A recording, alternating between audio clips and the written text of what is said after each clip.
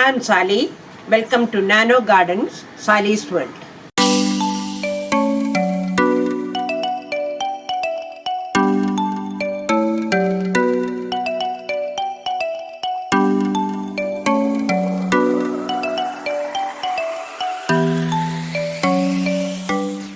ഇന്ന് ഞാൻ നിങ്ങളെ പരിചയപ്പെടുത്തുന്ന അതിഥിയാണ് ഞങ്ങളുടെ അയൽവാസിയായ ജോസഫ് അങ്കിൾ. ഞാൻ കടയിരിപ്പിലുള്ള സിന്തൈറ്റ് ഇൻഡസ്ട്രിയൽ കെമിക്കൽസിൽ നിന്ന് റിട്ടയർ ചെയ്തയാളാണ്. അവിടെ ഒലിയോറസിൻ ആണ് എടുക്കുന്നത്. സ്പൈസസിൻ്റെ എക്സ്ട്രാക്റ്റ് ആണ് ഒലിയോറസിൻ. ഇപ്പോൾ ഞാൻ കൃഷികാര്യങ്ങളൊക്കെ നോക്കി ഇവിടെ. കൃഷികാര്യങ്ങൾ മാത്രമല്ല കേട്ടോ, പ്ലംബിങ്, വയറിങ്, മെക്കാനിസങ്ങൾ, എല്ലാ സംഗതിയും ഒരു സർവ കലാവല്ലഭൻ എന്ന് പറയാം. എല്ലാ കാര്യത്തിലും സമയം ചെലവാക്കാൻ ഇൻഡക്ഷൻ കുക്കർ, ഇലക്ട്രോണിക് സാധനം റിപ്പയർ ചെയ്യാറുണ്ട്. പൈസ ഉണ്ടാക്കാനല്ല, വെറുതെ ഒരു സമയം പോകും. ഈയിടെ എനിക്കൊരു സോളാർ ബൾബൊക്കെ പിടിപ്പിച്ചു തന്നിട്ടുണ്ട്, എവിടെയെങ്കിലും പോകുമ്പോഴൊക്കെ തനിയെ എത്താൻ വേണ്ടി. അങ്ങനെ എല്ലാവർക്കും ഉപകാരിയായിട്ടുള്ള ഒരാൾ കൂടിയാണ് Joseph uncle. Wife Susie aunty Calicut യൂണിവേഴ്സിറ്റിയിൽ നിന്ന് റിട്ടയർ ചെയ്തു. ഇപ്പം നമ്മൾ അങ്കിളിൻ്റെ അടുത്ത് വന്നിരിക്കുന്നത് കുറ്റിക്കുരുമുളക് കൃഷിയിൽ അങ്കിള് ഒരു വിജയഗാഥ തന്നെ തീർത്തിട്ടുണ്ട്. ഇത് കാണുമ്പോൾ നിങ്ങൾക്ക് മനസ്സിലാകും. ജോസഫ് അങ്കിള് ഈ കുറ്റിക്കുരുമുളക് ഗ്രാഫ്റ്റ് ചെയ്യുന്നത് ബ്രസീലിയൻ തിപ്പലി അല്ലെങ്കിൽ ബ്രസീലിയൻ കൊളുബ്രിയത്തിലാണ്. ഈ കൊളുബ്രിയം നമ്മുടെ പൈപ്പർ നൈഗ്രം അതേ ജനസിൽപ്പെട്ടത് തന്നെയാണ്. ഇതിനെന്താണെന്ന് വെച്ചാൽ രോഗബാധ കുറവാണ്. ദ്രുതവാട്ടം പോലുള്ള രോഗങ്ങളൊക്കെ വന്നിട്ട് നമ്മുടെ കുരുമുളക് കൃഷി ഒന്നാകെ നശിച്ചു പോകുന്ന ഒരു രംഗം. ഇപ്പം പുൽപ്പള്ളി, വയനാട് ഇതൊക്കെ നല്ല കുരുമുളക് കേന്ദ്രമായിരുന്നു. എന്നാലിപ്പോൾ അവിടെയൊക്കെ കുരുമുളക് കൃഷി എത്രയോ കുറഞ്ഞു പോയി. അതിനൊക്കെ ഒരു കാരണമാണ് ഈ ദ്രുതവാട്ടമൊക്കെ. അതിനെയൊക്കെ അതിജീവിക്കാൻ ഈ കൊളുബ്രിയത്തിന് കഴിവുണ്ട്. അതിലേക്ക് ഗ്രാഫ്റ്റ് ചെയ്തിട്ട് ആണ് അങ്കിള് കുറ്റിക്കുരുമുളക് ഉണ്ടാക്കുന്നത്. ഇതാണ് കൊളുബ്രിയം ചെടി.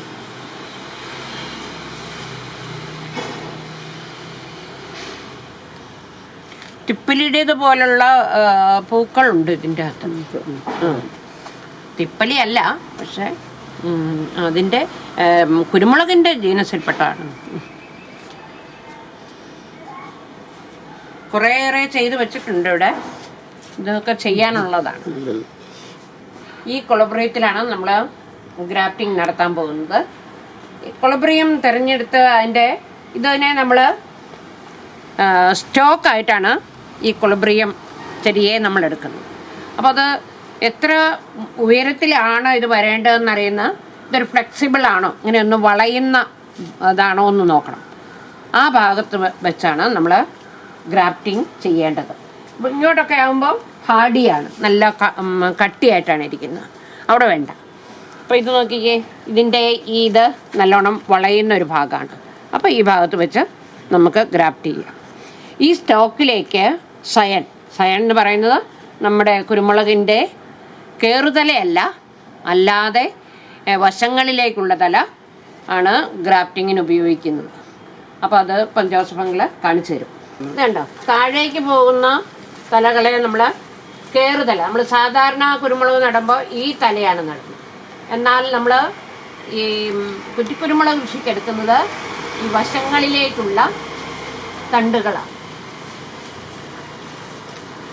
ഇത് കണ്ടില്ലേ,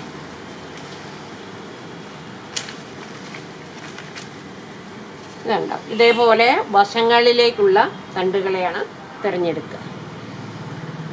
അപ്പം നമ്മൾ 2 തണ്ടുകൾ ഇവിടെ നിന്ന് തിരഞ്ഞെടുത്തിട്ടുണ്ട്. ഇനി നമുക്ക് ഗ്രാഫ്റ്റ് ചെയ്യാം. ഇതാണ് നമ്മൾ തിരഞ്ഞെടുത്ത 2 കമ്പുകൾ. വശങ്ങളിലേക്ക് വളരുന്ന കമ്പുകളെ നമ്മൾ തിരഞ്ഞെടുത്തു. ഇതാണ് സയനായിട്ട് ഈ സ്റ്റോക്കിലേക്ക് ഗ്രാഫ്റ്റ് ചെയ്യാൻ പോകുന്ന തണ്ടുകൾ. ഇനി അതിൻ്റെ പ്രൊസീജിയർ എങ്ങനെയാണെന്ന് ജോസഫ് അങ്കിൾ കാണിക്കും. ഗ്രാഫ്റ്റിംഗ് ചെയ്യുന്നതിന് മുന്നേ കത്തിയും കയ്യ് എല്ലാം സ്പിരിറ്റ് കൊണ്ട് സ്റ്റെറിലൈസ് ചെയ്തതിന് ശേഷമാണ് ഗ്രാഫ്റ്റിംഗ് തുടങ്ങുക.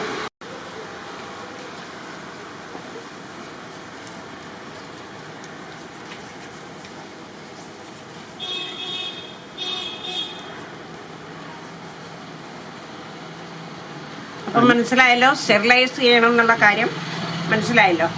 ഇനിയിപ്പോൾ ഗ്രാഫ്റ്റ് ചെയ്യേണ്ട ഭാഗം അത് കട്ട് ചെയ്യുക.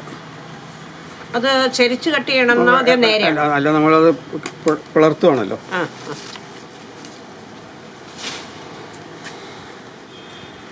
ഇപ്പോൾ കണ്ടല്ലോ, നല്ലവണ്ണം വട്ടത്തിൽ ഒരേപോലെ ആക്കിയിട്ട് മുറിച്ചെടുത്തു. ഇനി ഇതിങ്ങനെ പിളർത്തുക. ഒന്ന് പിളർത്തി, ഇത് കണ്ടില്ലേ? അതിനുശേഷം നമ്മൾ ആപ്പ് പോലെ ഈ കുരുമുളകിൻ്റെ ഇത് ചെത്തിയെടുക്കുക. നമ്മൾ എടുത്ത സയണിനെ അതിൻ്റെ ഇലകളൊക്കെ നീക്കം ചെയ്ത ശേഷം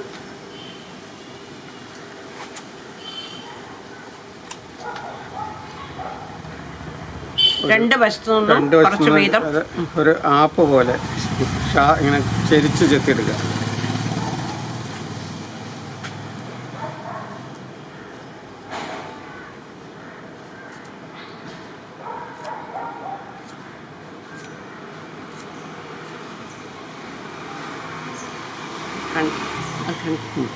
ഇങ്ങനെ ചെരിച്ച് ചെത്തിയെടുക്കുക.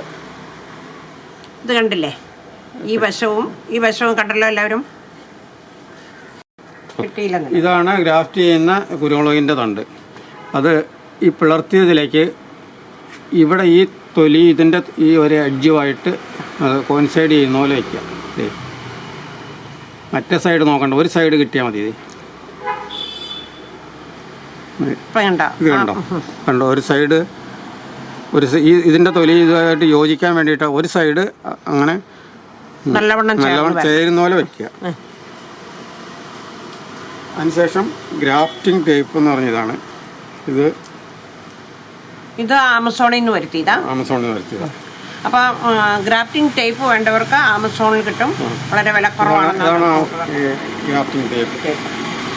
അത് പിന്നെ ചുറ്റി കൊടുക്കുക. വെള്ളമൊക്കെ ഇറങ്ങാതിരിക്കാനും ഒന്ന് ഉറച്ചു നിൽക്കാനും വേണ്ടിയിട്ട് വലിച്ചു ചുറ്റാവുന്ന.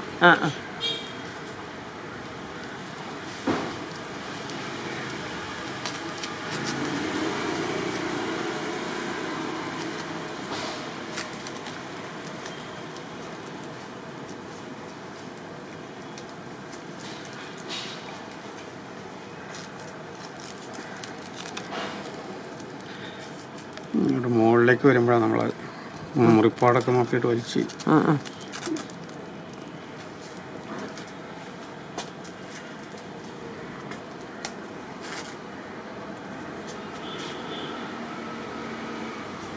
ചെയ്യുന്ന എല്ലാം സക്സസ് ആകുമോ?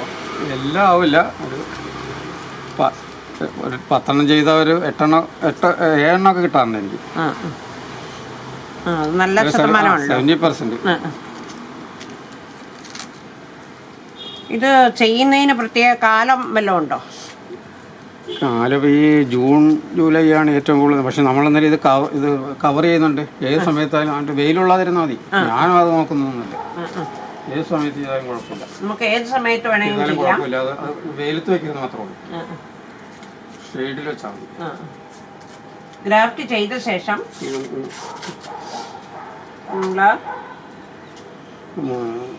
ഷെയ്ഡിലേക്ക് വെക്കാം. അപ്പോൾ അങ്ങനെയാണെങ്കിൽ പിന്നെ ഏത് സമയത്താണെങ്കിലും കുഴപ്പമില്ല. മഴക്കാലമെന്നോ വേനൽക്കാലമെന്നോ ഉള്ള വ്യത്യാസമില്ലാതെ തന്നെ നമുക്ക് ചെയ്യാൻ സാധിക്കും. അങ്ങനെ ചുറ്റിയെടുത്തു. അതിനുശേഷം അതേ ഇതുകൊണ്ട് തന്നെ ഒന്ന് കെട്ടിക്കൊടുക്കുക. അതിനുശേഷം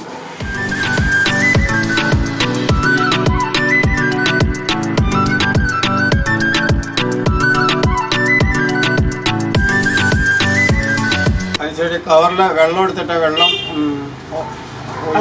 കളഞ്ഞ് ആ നനവോടുകൂടി ആ കവറ് ഇതിൽ ഇറക്കിയിട്ട് ഒരു ചരട് കൊണ്ട് കെട്ടി വെച്ചേക്കുക. ഒരു ശകലം ഈർപ്പം ഉണങ്ങിപ്പോകാതിരിക്കാൻ വേണ്ടിയിട്ട് ഈർപ്പത്തിന് കവറൊന്ന് നനച്ച് അതിനുശേഷം ഒന്ന് മൂടി കെട്ടുക. മൂടി കെട്ടി ഒരു 15 ദിവസം കഴിയുമ്പോഴേക്കും ഇതിൽ മുകുളം വന്നു തുടങ്ങും. അന്നേരം കവർ എടുത്ത് മാറ്റി 15 ദിവസം കഴിയുമ്പോൾ ഇതുപോലെ മുകുളം വന്നു തുടങ്ങുമ്പോൾ ഈ കവർ ചെയ്ത് വെച്ച കവർ മാറ്റുക. പിന്നീട് ഇതല്ലേ മുകുളം. അത് മുകുളം കുറേ നന്നായി വളർന്നു കഴിയുമ്പോൾ ഈ ഗ്രാഫ്റ്റിങ്ങിന് കെട്ടിവെച്ച പ്ലാസ്റ്റിക് കെട്ട് ഒഴിവാക്കാവുന്നതാണ്. ചിലത് 15 ദിവസം കൊണ്ട്, ചിലത് 20 ദിവസം. അതെ. ഇതിങ്ങനെ ഇത് കേടാതെ പിടിച്ചു വരുന്നതാണെങ്കിൽ 15 ദിവസം കൊണ്ട് തന്നെ വരും, അല്ലെങ്കിൽ അത് ഉണങ്ങിപ്പോകും.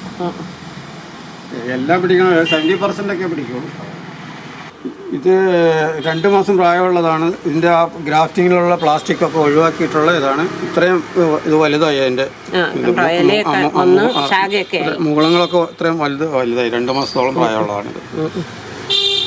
അപ്പൊ ഇത് ആ കൊളബ്രിയത്തിന്റെ തന്നെ ശാഖയല്ലേ? ഇത് ചെയ്താലേ അത് പിടിച്ചില്ല. ഇനി വേണമെങ്കിൽ അതിന്റെ കമ്പലിന് വീണ്ടും ചെയ്യാം അല്ലേ? ഗ്രാഫ്റ്റ് ചെയ്യാനുള്ള മൂപ്പായി കഴിഞ്ഞാൽ ഇത് വീണ്ടും ചെയ്യാം. അതിൽ ഞാൻ ഒന്നിൽ തന്നെ 3-4 ഉണ്ട്. ഇവിടെയൊക്കെ ഉണ്ട്. 3-4 വരെ നമുക്ക് ചെയ്യാം. അതിൽ കൂടുതൽ വേണം. ഇതിൽ ചെയ്യാം.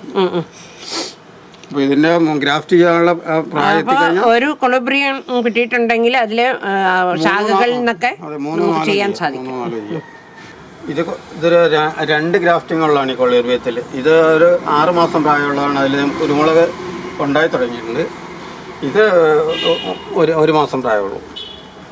അപ്പോൾ ഇനി ഇതിൽ നിന്ന് വേറെ ശാഖകൾ വന്നാൽ അതിന് വീണ്ടും നമുക്ക് ഗ്രാഫ്റ്റ് ചെയ്യാവുന്നതാണ്. ഒരെണ്ണത്തിൽ തന്നെ 3-4 ഗ്രാഫ്റ്റിംഗ് ആണ്.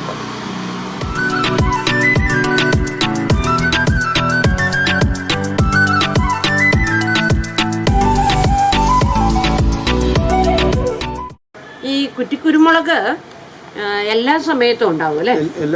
എല്ലാ സമയത്തും ഉണ്ടാവും. ഇത് കണ്ടോ, ഇവിടെ ഇത് മൂത്ത് പഴുത്തു തുടങ്ങി.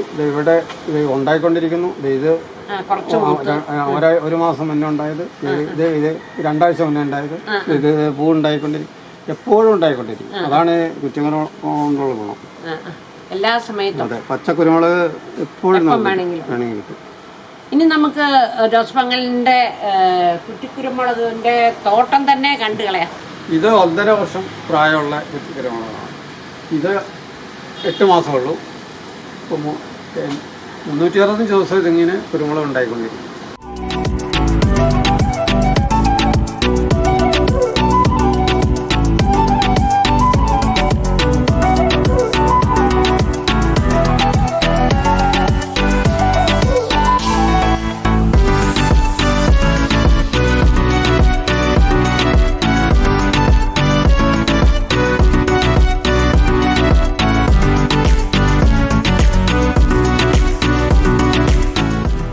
വല കിട്ടിയിട്ടുള്ളതുകൊണ്ട് ഒരു സ്വല്പം വെളിച്ചക്കുറവുണ്ടേ.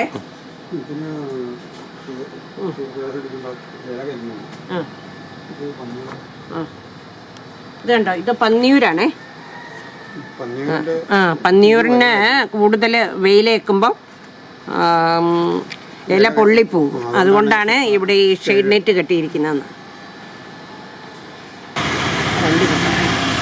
ഇത് PVC പൈപ്പിൽ കോൺക്രീറ്റ് നിറച്ചിട്ട് അതിൽ കയറ് ചുറ്റിയിട്ട് കുരുമുളക് കയറ്റി വിട്ടിട്ട് ഉണ്ടായിരിക്കുന്നതാണ് ഇത്. അപ്പോൾ അധികം ഉയരത്തിൽ പോകാത്തതുകൊണ്ട് നമുക്ക് കൂലിക്കാരെ ആശ്രയിക്കാതെ നമുക്ക് പറിച്ചെടുക്കാൻ പറ്റും.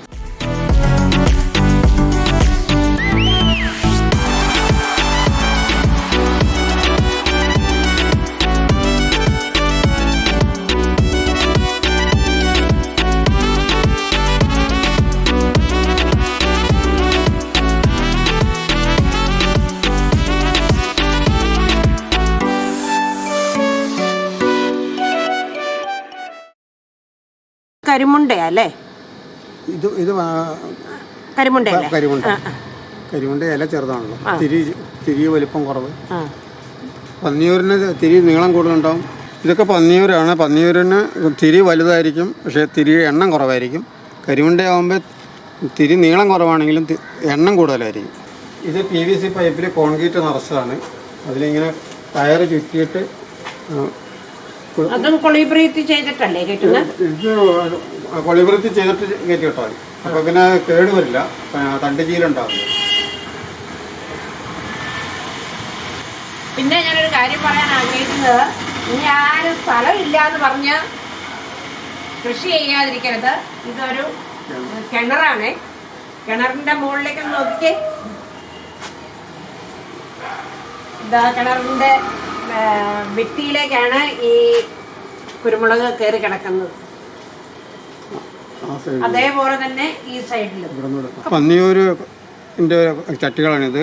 കിണറിൻ്റെ മുകളിലാണ് ഇത് വെച്ചിരിക്കുന്നത്. അപ്പോൾ കിണറിലേക്ക് അഴുക്കുവെള്ളം വീഴാതെ ഇതുപോലെ ഒരു അലുമിനിയം ഷീറ്റ് വെച്ചിട്ട് അതിൻ്റെ മുകളിൽ ചട്ടി വെച്ചാൽ മതി. അപ്പോൾ മാക്സിമം നമുക്ക് ഈ സ്ഥലം യൂട്ടിലൈസ് ചെയ്യാം.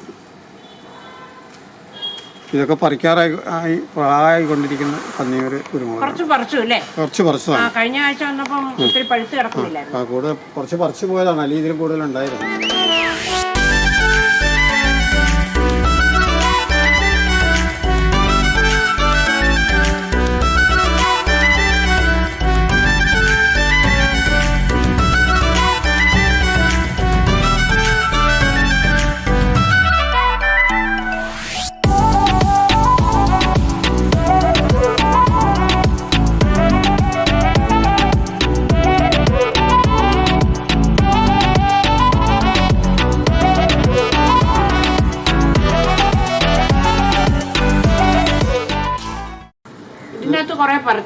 ഇതൊക്കെ കുറച്ച് പറിച്ചു പോയതുകൊണ്ടാണ്. ഇതിലും കൂടുതലുണ്ടായിരുന്നതാണ്. കുറേ വിളഞ്ഞ് പറിച്ചു പോയി. അതുകൊണ്ടാണ്. എന്നാലും ഇത്രയും ഉണ്ട്. നല്ല രീതിയിലുണ്ടായിരുന്നു. ഇതുപോലെ ഒരു 2 മൂടൊക്കെ ഉണ്ടെങ്കിൽ തന്നെ നമുക്ക് വീട്ടിലേക്കുള്ള ആവശ്യമുണ്ട്. അപ്പോൾ ഈ വീഡിയോ എല്ലാവരും കണ്ടില്ലേ? ഇഷ്ടമായില്ലേ? നമ്മുടെ വീട്ടിലേക്ക് ആവശ്യമായ കുരുമുളക് നമുക്ക് തന്നെ ഉൽപ്പാദിപ്പിക്കാം. എത്ര സ്ഥലമില്ലാത്തവർക്കും 2 ചട്ടി വെക്കാൻ സൗകര്യം ഉണ്ടെങ്കിൽ നമുക്ക് കുറ്റിക്കുരുമുളകിലൂടെ മുളക് നമുക്ക് സമ്പാദിക്കാം. ഇനി സ്ഥലമില്ലാത്തവർക്ക് വേറെ ഒരു ഐഡിയ ചെയ്തിരിക്കുന്നതും കൂടെ ഞാൻ കാണിച്ചു തരട്ടെ. അധികം വിട്ടുപോയായിരുന്നു. ഇതാ ഞാൻ കാണിച്ചു. ഇത് അങ്കിളിൻ്റെ ഒരു ഐഡിയ കേട്ടോ. ഇത് കണ്ടില്ലേ? ഈ ചെറിയ മതിലിൽ ഒരു ഫ്രെയിം ഉണ്ടാക്കി അതിലേക്ക് വലിയ സാധനങ്ങൾ നമുക്ക് ഫിറ്റ് ചെയ്യാം. അപ്പോൾ അതിൻ്റെ മുകളിലാണ് ഈ ഇത്രയും വലിയ ചട്ടിയൊക്കെ വെച്ചിരിക്കുന്നത്. ഇതും നമുക്ക് അനുകരിക്കാവുന്ന ഒരു കാര്യമാണ്. മനസ്സിലായില്ലേ? മനസ്സുണ്ടെങ്കിൽ മാർഗമുണ്ട്. അപ്പോൾ ഇനി കുറ്റിക്കുരുമുളകിൻ്റെ തൈകൾ വേണമെങ്കിൽ ജോസഫ് അങ്കിളിനെ സമീപിച്ചാൽ മതി.